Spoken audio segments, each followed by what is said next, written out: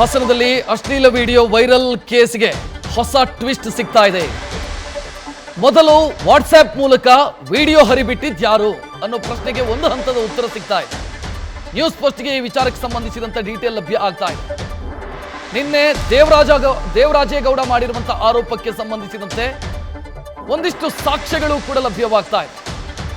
ಮೊದಲು ವಿಡಿಯೋವನ್ನ ವಾಟ್ಸ್ಆಪ್ನಲ್ಲಿ ಶೇರ್ ಮಾಡಿದ್ದು ಬೇರೆ ಯಾರೂ ಅಲ್ಲ, ಪ್ರಜ್ವಲ್ ರೇವಣ್ಣ ಅವರ ಮಾಜಿ ಚಾಲಕ ಕಾರ್ತಿಕ್ ಅನ್ನೋದು ಗೊತ್ತಾಗ್ತಾ ಇದೆ. ಈ ಆರೋಪವನ್ನ ದೇವರಾಜೇಗೌಡ ಮಾಡಿದ್ರು. ಈಗ ಅದಕ್ಕೆ ಸಂಬಂಧಿಸಿದಂತೆ ಒಂದು ಸ್ಕ್ರೀನ್ ಶಾಟ್ ಕೂಡ ನ್ಯೂಸ್ ಫಸ್ಟ್ಗೆ ಲಭ್ಯ ಆಗಿದೆ.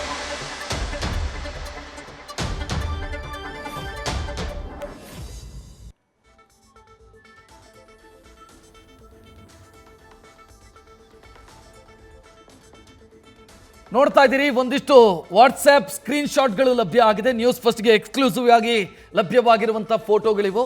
ಇದರಲ್ಲಿ ಕ್ಲಿಯರ್ ಆಗಿ ಕಾಣಿಸುತ್ತೆ ಪ್ರಜ್ವಲ್ ಅವರ ಕಾರು ಚಾಲಕ ಕಾರ್ತಿಕ್. ಆ ವ್ಯಕ್ತಿ ಹೇಳ್ಕೊಂಡಿರೋದು ಏನು ಅಂತಂದ್ರೆ, ಈ ವಿಡಿಯೋವನ್ನ ನಾನು ಲಾಯರ್ಗೆ ಕೊಟ್ಟಿದ್ದೆ, ಅಂದ್ರೆ ದೇವರಾಜೇಗೌಡ ಅವರಿಗೆ ಬಿಟ್ಟು ಮತ್ತೆ ಯಾರಿಗೂ ಕೂಡ ನಾನು ಕೊಟ್ಟಿಲ್ಲ ಅನ್ನೋದನ್ನ ಕಾರ್ತಿಕ್ ಹೇಳ್ಕೊಂಡಿದ್ದ. ಆದ್ರೆ ಈ ಸ್ಕ್ರೀನ್ ಶಾಟ್ ಏನು ನೋಡ್ತಾ ಇದ್ದೀರಿ, ಇದು ಕ್ಲಿಯರ್ ಆಗಿ ಹೇಳ್ತಾ ಇದೆ ಇದು ಕಾರ್ತಿಕ್ನ ನಂಬರ್ ಇಂದ ಪ್ರಜ್ವಲ್ಗೆ ಕಳಿಸಲಾಗಿರುವಂತ, ಪ್ರಜ್ವಲ್ ರೇವಣ್ಣ ಅವರಿಗೆ ಕಳಿಸಲಾಗಿರುವಂತ ಮೆಸೇಜ್ ಇದು. ಅಂದ್ರೆ ಆ ವಿಡಿಯೋವನ್ನ ಪ್ರಜ್ವಲ್ಗೆ ಕಳಿಸಿದ್ದಾರೆ. ಸೊ ಪ್ರಜ್ವಲ್ಗೆ ಕಳಿಸೋದರ ಹಿಂದಿರುವಂತ ಉದ್ದೇಶ ಯಾವುದು ಅಂತಂದ್ರೆ ಬ್ಲ್ಯಾಕ್ ಮೇಲ್ ಮಾಡೋದಕ್ಕೆ ಈ ರೀತಿ ವಿಡಿಯೋ ಕಳಿಸಲಾಗಿತ್ತಾ ಅನ್ನೋದು ಸದ್ಯಕ್ಕಿರುವಂತ ಪ್ರಶ್ನೆ. ಸೊ ಇಲ್ಲಿ ಪ್ರಜ್ವಲ್ಗೆ ಕಳಿಸಲಾಗಿರುವಂತ ವಿಡಿಯೋ ಬೇರೆಯವರಿಗೆ ಕಳಿಸಿಲ್ಲ ಅನ್ನೋದು ಏನ್ ಗ್ಯಾರಂಟಿ? ಸೊ ಈ ಪ್ರಶ್ನೆ ಸಹಜವಾಗಿ ಕಾಡುತ್ತೆ. ಆ ಮೂಲಕ ಎಲ್ಲಿಂದ ವಿಡಿಯೋ ಸರ್ಕ್ಯುಲೇಟ್ ಆಗೋದಕ್ಕೆ ಶುರುವಾಗಿದೆ ಅನ್ನೋ ಪ್ರಶ್ನೆಗೆ ಉತ್ತರ ಸಿಗ್ತಾ ಇದೆ. ಇನ್ನು ಇದೇ ವಿಚಾರಕ್ಕೆ ಸಂಬಂಧಿಸಿದಂತೆ ವಕೀಲ ಮತ್ತು ಬಿಜೆಪಿ ನಾಯಕ ದೇವರಾಜೇಗೌಡ ಮಾತನಾಡಿದ್ದಾರೆ, ನೋಡೋಣ. ಸರ್ ಅವನಲ್ಲಿ ಅವನು ಈಗ ನುಗ್ಗಿಸ್ಕೋಬೇಕಲ್ಲ, ಅಲ್ಲಿ ಒಂದು ಸಿಂಪಲ್ ಕ್ವಶನ್, ಪೆನ್ ಡ್ರೈವ್ ಹೆಂಗ್ ಬಂತು ಅವನಿಗೆ?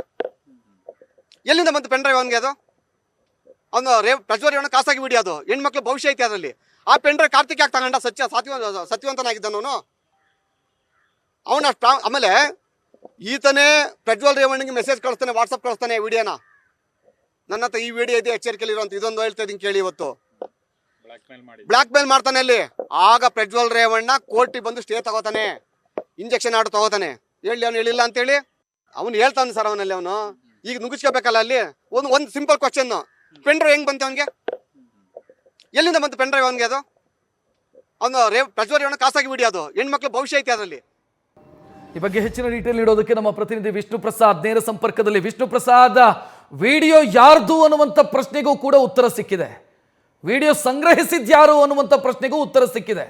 ವಿಡಿಯೋ ಸರ್ಕ್ಯುಲೇಟ್ ಮಾಡಿದ್ಯಾರು ಅನ್ನೋ ಪ್ರಶ್ನೆಗೆ ಉತ್ತರ ಸಿಕ್ಕಿರಲಿಲ್ಲ. ಬಹುಶಃ ಈ ಸ್ಕ್ರೀನ್ ಶಾಟ್ಸ್ ಅನ್ನ ನೋಡ್ತಾ ಇದ್ರೆ ಅದಕ್ಕೂ ಉತ್ತರ ಸಿಗ್ತಾ ಇದೆ ಅಂತ ಅನಿಸ್ತಾ ಇದೆ. ಖಂಡಿತ ರಕ್ಷಿತ, ಯಾಕಂದ್ರೆ ಈ ಒಂದು ಪ್ರಕರಣದಲ್ಲಿ ಇಲ್ಲಿ ತನಕ ಇದ್ದಂತಹ ಬೆಳವಣಿಗೆಗಳೇ ಬೇರೆ ಇತ್ತು. ಈ ವಿಡಿಯೋ ಯಾರಿಗೆ ಸೇರಿದ್ದು ಮತ್ತೆ ಯಾರ್ದು ಅನ್ನೋದು ಚರ್ಚೆ ಒಂದು ಕಡೆ ಆದರೆ, ಇನ್ನೊಂದು ಕಡೆ ಈ ವಿಡಿಯೋವನ್ನ ಅರಿಬಿಟ್ಟು ಸಾಕಷ್ಟು ಮಂದಿ ಮಹಿಳೆಯರ ಮಾನ ಹರಾಜು ಮಾಡುವಂತಹ ಕೆಲಸವನ್ನ ಮಾಡಿದ್ದಾರೆ. ಜೊತೆಗೆ ಈ ವಿಡಿಯೋವನ್ನ ಅರಿಬಿಡುವ ಮೂಲಕ ಯಾವುದೋ ಒಂದು ರೀತಿ ಷಡ್ಯಂತ್ರ ನಡೆದಿದೆ, ಯಾರದೋ ಹಿತಾಸಕ್ತಿಯನ್ನು ತೀರಿಸ್ಕೊಳ್ಳೋದಕ್ಕೆ ಇನ್ಯಾರಿಗೂ ತೊಂದರೆ ಕೊಡುವಂತಹ ಕೆಲಸವನ್ನು ಮಾಡಿದ್ದಾರೆ ಅನ್ನೋದು ಆರೋಪ ಒಂದು ಕಡೆ ಆದರೆ, ಈಗ ಮೂಲವಾಗಿ ಆ ವಿಡಿಯೋವನ್ನು ಯಾರು ಸಾಮಾಜಿಕ ಜಾಲತಾಣಕ್ಕೆ ಹಾಕಿದ್ದು, ಅಂದರೆ ಆ ವಿಡಿಯೋವನ್ನು ವೈರಲ್ ಮಾಡಿದ್ದು ಯಾರು ಅನ್ನೋ ಒಂದು ಪ್ರಶ್ನೆಗೆ ಸಂಬಂಧಪಟ್ಟಂತೆ ನಿನ್ನೆ ಕಾರ್ತಿಕ್ ಬಿಟ್ಟಂಥ ವಿಡಿಯೋದಲ್ಲಿ ಆತ ಹೇಳಿದ್ದೇನೆ ಅಂತಂದರೆ, ನಾನು ಪೆನ್ ಡ್ರೈವ್ಗೆ ಹಾಕಿ ಅದನ್ನು ತೆಗೆದುಕೊಂಡೋಗಿ ವಕೀಲರಾಗಿರುವಂತಹ ದೇವರಾಜೇಗೌಡ ಅವರಿಗೆ ಕೊಡುವಂಥ ಕೆಲಸವನ್ನು ಮಾಡಿದೆ ಅಂತ ಹೇಳಿದರು.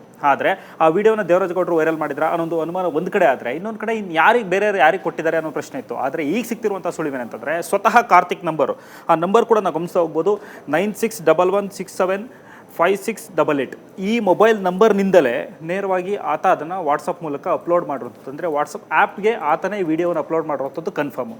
ಜೊತೆಗೆ ಅದನ್ನೇ ಬಳಸಿಕೊಂಡು ಆತ ಪ್ರಜ್ವಲ್ ರೇವಣ್ಣಿಗೆ ಕಳಿಸಿದ ಅನ್ನೋ ಒಂದು ಇನ್ಫಾರ್ಮೇಷನ್ ಕೂಡ ಈಗ ನಮಗೆ ಲಭ್ಯ ಆಗ್ತಿರುವಂಥದ್ದು. ಅಂದರೆ ನೀವು ಈಗಾಗಲೇ ಒಂದು ಸಸ್ಪೆಕ್ಟ್ ಕೂಡ ಮಾಡಿದ್ರಿ, ಅಂದರೆ ಪ್ರಜ್ವಲ್ ರೇವಣ್ಣ ಅವರಿಗೆ ವಾಟ್ಸಪ್ ಮೂಲಕ ಕಳಿಸಿದಂಥ ವ್ಯಕ್ತಿ ಯಾಕೆ ಬೇರೆಯವ್ರಿಗೆ ಕಳಿಸಿರಬಾರ್ದು? ಈ ಒಂದು ಸಂಶಯ ಏನಿದೆ ಇದು ಸಹಜವಾಗಿ ಬರಬೇಕಾಗಿರೋದು. ಆದರೆ ಇದನ್ನು SIT ಯಾಕೆ ಇನ್ನೂ ಪರಿಗಣಿಸಿಲ್ಲ ಅನ್ನೋ ಒಂದು ಪ್ರಶ್ನೆ ಮೂಡ್ತಿರುವಂಥದ್ದು. ಮತ್ತು ಈ ಪ್ರಕರಣಕ್ಕೆ ಸಂಬಂಧಪಟ್ಟಂತೆ ನೋಡೋದಾದರೆ, ಒಂದು ಕಡೆ ಈಗಾಗಲೇ ಅವರು ಅಶ್ಲೀಲ ವಿಡಿಯೋನ ವೈರಲ್ ಆಗಿರೋ ವಿಚಾರಕ್ಕೆ ಸಂಬಂಧಪಟ್ಟಂತೆ ಸ್ವತಃ ಪ್ರಜ್ವಲ್ ರೇವಣ್ಣ ಕೊಟ್ಟಿರುವಂತಹ ದೂರ ಇರುವಂಥದ್ದು, ಅದಕ್ಕೆ ಸಂಬಂಧಪಟ್ಟಂತೆ ಇಲ್ಲಿ ನವೀನ್ ಗೌಡ ಅವ್ರ ಮೇಲೆ FIR ಮಾಡಿದ್ದಾರೆ. ಆದರೆ ಈ ವಿಡಿಯೋವನ್ನು ಕಲೆಕ್ಟ್ ಮಾಡಿದಂಥ ವ್ಯಕ್ತಿ ಇಲ್ವಾ, ಅಂದರೆ ಈ ವಿಡಿಯೋವನ್ನು ಕಲೆಕ್ಟ್ ಮಾಡುವಂತಹ ಕಾರ್ತಿಕ್ ವಿರುದ್ಧ ಇನ್ನೂ ಯಾಕೆ FIR ದಾಖಲಾಗಿಲ್ಲ? ಇದು ಒಂದು ಕಡೆ ಪ್ರಶ್ನೆ ಇರುವಂಥದ್ದು. ಜೊತೆಗೆ ಕಾರ್ತಿಕ್ಗೆ ಈ ವಿಡಿಯೋವನ್ನು ವಿಡಿಯೋವನ್ನು ವೈರಲ್ ಮಾಡಿದರೆ ಅನ್ನೋದಕ್ಕೆ ಸಂಬಂಧಪಟ್ಟಂತೆ ಈಗ ಈ ಸ್ಕ್ರೀನ್ಶಾಟ್ ಏನಿದೆ ಇದು ಪ್ರಮುಖ ಸಾಕ್ಷಿ ಆಗುವಂಥದ್ದು. ಮತ್ತು ವಾಟ್ಸಪ್ಗೆ ಅಂದರೆ ಸಾಮಾಜಿಕ ಜಾಲತಾಣಕ್ಕೆ ಈ ವಿಡಿಯೋವನ್ನು ಅಪ್ಲೋಡ್ ಮಾಡುವ ಮೂಲಕ ಇದು ಸಾರ್ವಜನಿಕರಿಗೆ ಲಭ್ಯ ಆಗುವಂತೆ ಮತ್ತು ಇದು ಬೇರೆ ವ್ಯಕ್ತಿಗೆ ರವಾನೆ ಮಾಡುವಂಥ ಕೆಲಸ ಏನಿತ್ತು. ಅಂದರೆ ಈಗ ಐ ಟಿ ಆಕ್ಟ್ ಸೆಕ್ಷನ್ 66 ಅಲ್ಲಿ ನಾವು ಸ್ಪಷ್ಟವಾಗಿ ನೋಡ್ಬೋದು, ಒಂದು ಕಡೆ ಡಾಟಾ ತೆಪ್ ಮಾಡುವಂಥದ್ದು, ಅಂದರೆ ಖಾಸಗಿ ವಿಡಿಯೋವನ್ನು ಈತ ಯಾವ ರೀತಿ ಕಲೆಕ್ಟ್ ಮಾಡ್ಕೊಂಡ ಅನ್ನೋದ್ರ ಬಗ್ಗೆ ಆತ ಒಂದು ಕಡೆ ಆರೋಪಿ ಆಗುವಂಥದ್ದು. ಜೊತೆಗೆ ಇದನ್ನು ಸಾಮಾಜಿಕ ಜಾಲತಾಣಕ್ಕೆ ತಾನೇ ಅಪ್ಲೋಡ್ ಮಾಡಿರೋ ಮೂಲಕ ಈಗ ಇದು ಕೂಡ ಆತನ ವಿರುದ್ಧವೇ ಸುತ್ತಕೊಳ್ಳುವಂತಹ ಕೆಲಸ ಆಗುವಂಥದ್ದು. ಅಂದರೆ ಇಲ್ಲಿ ತನಕ ಈ ವಿಡಿಯೋವನ್ನು ಯಾರು ಕಲೆಕ್ಟ್ ಮಾಡ್ಕೊಂಡ್ರು ಅನ್ನೋದು ಗೊತ್ತಿತ್ತು, ಅದು ಕಾರ್ತಿಕ್ ಅನ್ನುವಂಥದ್ದು. ಆದರೆ ಅದನ್ನು ಯಾರು ವೈರಲ್ ಮಾಡಿದ್ರು ಅನ್ನೋದಕ್ಕೂ ಕೂಡ ಈಗ ಸ್ಪಷ್ಟವಾದ ಸಂದೇಶ ಸಿಗ್ತಿರುವಂಥದ್ದು. ಮತ್ತು ಈ ಮೂಲಕ ನಾವು ಇನ್ನೊಂದು ಅಬ್ಸರ್ವ್ ಮಾಡಬೇಕಾಗಿರೋದು ಏನಂತಂದರೆ, ಎಲ್ಲೋ ಒಂದು ಕಡೆ ಈ ಕಾರ್ತಿಕ್ನನ್ನು ಬೇರೆಯವರು ದುರ್ಬಳಕೆ ಮಾಡ್ಕೊಂಡ್ರ ಅನ್ನೋ ಪ್ರಶ್ನೆ ಮೂಡ್ತಿರುವಂಥದ್ದು. ಮತ್ತು ರಾಜಕೀಯ ದುರುದ್ದೇಶಕ್ಕೋಸ್ಕರ ಈ ವಿಡಿಯೋವನ್ನು ಬಳಸಿಕೊಂಡು ಕಾರ್ತಿಕ್ ಮೂಲಕ ಇದನ್ನು ವೈರಲ್ ಮಾಡಿಸುವಂಥ ಕೆಲಸ ಆಯಿತಾ. ಕಾರ್ತಿಕ್ ಯಾಕೆ ಇದನ್ನು ವಾಟ್ಸಪ್ಗೆ ಅದರಲ್ಲೂ ಪ್ರಜ್ವಲ್ ಬ್ಲ್ಯಾಕ್ ಮೇಲ್ ಮಾಡಿದಂತಹ ಬಳಿಕ ಬೇರೆ ಇನ್ಯಾರ್ಯಾರಿಗೆ ಕಳಿಸಿದ್ರು, ಹೀಗಾಗಿ ಆತನ ಮೊಬೈಲನ್ನು ಸೀಸ್ ಮಾಡಬೇಕಾಗುತ್ತೆ ಮತ್ತು ಆತನ ಮೊಬೈಲಿಂದ ಯಾರಿಗೆಲ್ಲ ಅದು ವೈರಲ್ ಆಗಿದೆ ಮತ್ತು ಯಾರಿಗೆಲ್ಲ ರವಾನೆ ಆಗಿದೆ ಅನ್ನೋದು ಪತ್ತೆ ಹಚ್ಚಬೇಕಾಗುತ್ತೆ.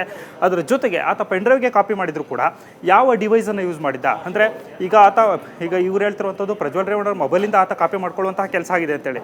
ಆಯಿತು, ಅದನ್ನು ಕಲೆಕ್ಟ್ ಮಾಡ್ಕೊಂಡಂತಹ ಬಳಿಕ ಅದನ್ನು ಎಲ್ಲಿ ಸ್ಟೋರ್ ಮಾಡಿ ಇಟ್ಟಿದ್ದ, ಅದಾದ ಬಳಿಕ ಆತ ವಾಟ್ಸಪ್ಗೆ ಅಪ್ಲೋಡ್ ಮಾಡೋದಕ್ಕೆ ಯಾವ ಸಿಸ್ಟಮನ್ನು ಬಳಕೆ ಮಾಡ್ದ, ಈ ಎಲ್ಲ ಅಂಶಗಳನ್ನಿದೆ, ಇದು ತುಂಬಾ ಇಂಪಾರ್ಟೆಂಟ್ ಆಗುತ್ತೆ. ಮತ್ತು ಇದನ್ನೆಲ್ಲದನ್ನು ಕೂಡ SIT ತಂಡ ಈಗಾಗಲೇ ಸೀಸ್ ಮಾಡಬೇಕಾಗಿತ್ತು. ಇಲ್ಲ ಅಂತಂದರೆ ಈಗ ಮುಂದಿನ ದಿನಗಳು ನೋಡ್ತಾ ಹೋದಂಥ ಸಂದರ್ಭದಲ್ಲಿ ಅಷ್ಟು ಸಾಕ್ಷಿಗಳನ್ನು ಸರ್ವನಾಶ ಮಾಡುವಂಥ ಸಾಧ್ಯತೆಗಳಿರುವಂಥದ್ದು. ಆ ವ್ಯಕ್ತಿಯ ಬಳಿ ಮೊಬೈಲೇ ಸೀಸ್ ಆಗಿಲ್ಲ, ಮತ್ತು ಪ್ರಮುಖವಾಗಿ ಆ ವಿಡಿಯೋವನ್ನು ಎಲ್ಲಿ ಸ್ಟೋರ್ ಮಾಡಿ ಇಟ್ಟಿದ್ದ, ಎಲ್ಲಿ ಅದನ್ನು ವೈರಲ್ ಮಾಡುವಂಥ ಕೆಲಸ ಮಾಡಿದಂಥ ಡಾಟಾ ಏನಿದೆ ಅದು ಯಾವುದನ್ನು ಕೂಡ ಸೀಸ್ ಮಾಡದೇ ಇರುವಂಥದ್ದು. ಎಲ್ಲ ಒಂದು ಕಡೆ ಈ ತನಿಖೆಗೆ ಇದು ಇನ್ನೊಂದು ರೀತಿ ಹಿನ್ನಡೆಯನ್ನು ತಂದುಕೊಡುವಂಥ ಸಾಧ್ಯತೆಗಳಿರುವಂಥದ್ದು. ಮತ್ತು ಮೇಲ್ನೋಟಕ್ಕೆ ನೋಡೋದಾದರೆ ಈ ವಿಡಿಯೋ ವೈರಲ್ ಆಗುವಂಥ ಮೂಲಕ, ಅದರಲ್ಲೂ ಪ್ರಮುಖವಾಗಿ ಈ ಸ್ಕ್ರೀನ್ಶಾಟ್ ವೈರಲ್ ಆಗುವಂತಹ ಮೂಲಕ ಪ್ರಕರಣಕ್ಕೆ ಒಂದು ರೀತಿ ಬಿಗ್ ಟ್ವಿಸ್ಟೇ ಸಿಕ್ಕಿದೆ ಅಂತ ಹೇಳ್ಬೋದು. ರಕ್ಷಣ್, ಥ್ಯಾಂಕ್ ಯು ವಿಷ್ಣು ಪ್ರಸಾದ್ ಮಾಹಿತಿಗೆ. ನ್ಯೂಸ್ ಫಸ್ಟ್ ನಿರ್ಭೀತಿಯಿಂದ ನಿಮ್ಮ ಪರವಾಗಿ.